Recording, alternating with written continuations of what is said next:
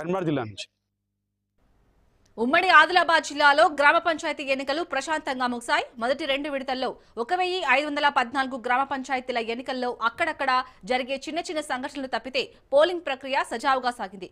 మొదటి విడతలో 85.14%తో ఓటింగ్ నమోదు కాగా 86% నమోదైంది. ఇక ఇదే అంశానికి సంబంధించి మరిన్ని వివరాలు మా ప్రతినిధి శ్రీనివాస్ అందిస్తారు. తెలంగాణలో గ్రామ పంచాయతీ ఎన్నికలు ఇప్పుడే ముగిసిందని చెప్పవచ్చు. ఇప్పుడే ముగిసింది. ఉమ్మడి ఆదిలాబాద్ జిల్లాలో 462 గ్రామ పంచాయతీలకు ప్రశాంతంగా ఎన్నికలు ముగిసిందని మనం చెప్పవచ్చు.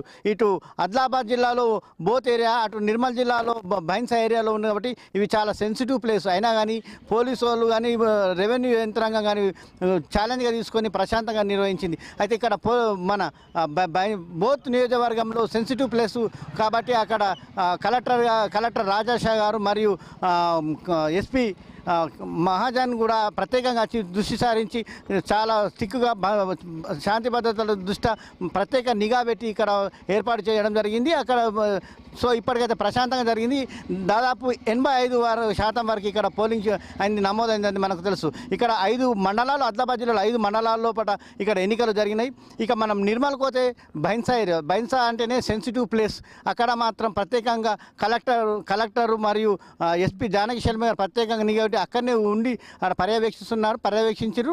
అయితే చిన్న చిన్న చతుర్మన సంఘటనలు తప్పితే ఇక్కడ ప్రశాంతంగా జరిగిందని చెప్పవచ్చు.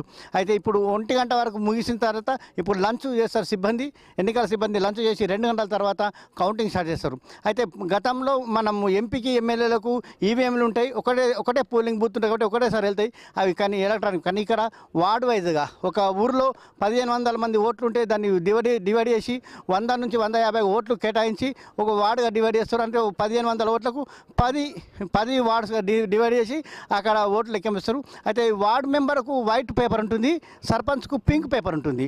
ఈ పింక్ పేపర్లన్నీ జమ చేసి వార్డు ఒకటి రిజల్ట్ ప్రకటించిన తర్వాత అన్నీ ఈ పింక్ పేపర్లన్నీ 25కు గట్టగట్టి తర్వాత సర్పంచ్ ఎన్నిక చేస్తుంటారు. అయితే వార్డు మెంబర్లు గెలిచిన తర్వాత వారిని అక్కడనే ఉన్న ఒక గదిలో వాళ్ళని ఉంచుతారు, బయటకు మాత్రం పంపరు.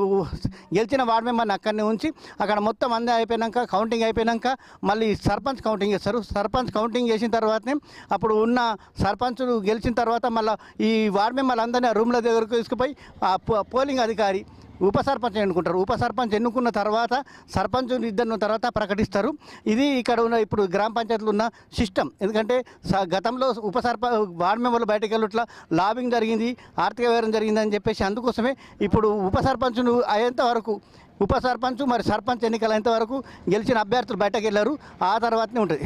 మళ్ళీ ఆ తర్వాత ఇంకా ప్రత్యేకంగా ఎన్నికల కమిషన్ని నివేదిక చేసింది.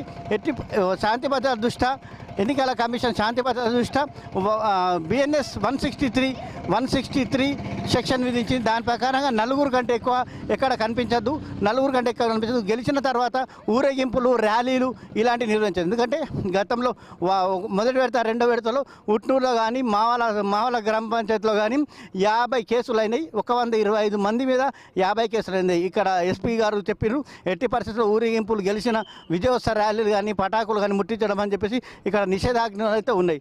సో ఇప్పటికైతే మనం ఇక్కడ ఉమ్మడి ఆదిలాబాద్ జిల్లాలో ఎన్నికలు ప్రశాంతంగా జరిగిందని చెప్పుకోవచ్చు.